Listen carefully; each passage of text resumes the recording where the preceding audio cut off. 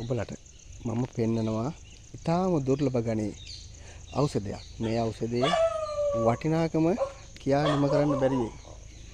වටිනාකම කිව්වොත් මෙය කවදාවත් දැක ගන්නත් බැරි වෙයි. මේකේ වටිනාකම ඊටා ඉහළ. අපි මේක පරිස්සම් කරලා මේ අපේ ගෙවත් එක හදාගෙන තියෙන එක බොහොම අමාරුවෙන් ක්‍රියාශීලව හදාගෙන තියෙනවා. මේ සාකය දන්න කට්ටිය ඉන්නවනම් හරි දැනුවත්කමක් කරන්න. හොඳට බලන්න මේ සාකය මොකක්ද කියලා. මම හිතන්නේ හොයාගන්න බෑ. මම හිතන්නේ මිල කරන්නත් බෑ. ඒ තරම් වටිනවා මේ ගහ. හරිද? තියෙන දුර්ලභ ගණේ බෙහෙත් ඖෂධයක්. මේ බෙහෙත් ඖෂධය මම හිතන්නේ වටිනාකම කියලා නිම කරන්න බෑ. මේ පඳුරු වශයෙන් හැදින්නේ.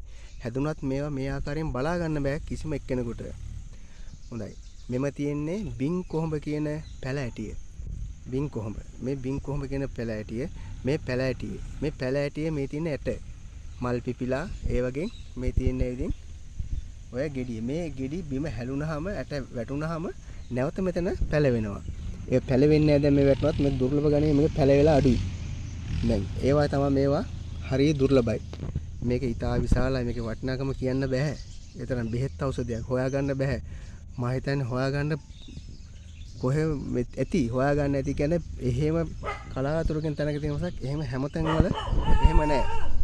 මේක තමයි බින් කොහොඹ කියන පැල ඇටිය. මේ පැල ඇටිය හොයාගන්න වෙද මහතුරු එහෙම ඊටා සූක්ෂමව හොයනවා මේ පැල ඇටිය. ඒවා හොයාගන්න බෑ. මේවා තියෙන කඳු වලත් හරිය දුර්ලභයි. හැම කන්දකම නැහැ.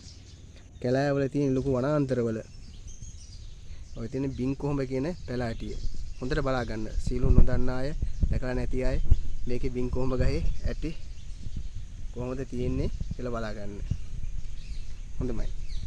ඒකේ මල් මේ තියෙන මල් වෙන සාකය. ඔය තියෙන්නේ මල බින් කොහොඹ ගහේ. මේ තියෙන්නේ තවත් මේ බින් කොහොඹ ඇතේ දැන් මලෙන් ඊට පස්සේ නැවත ගෙඩිය මත වෙන ආකාරය. මේ තමයි ඇට.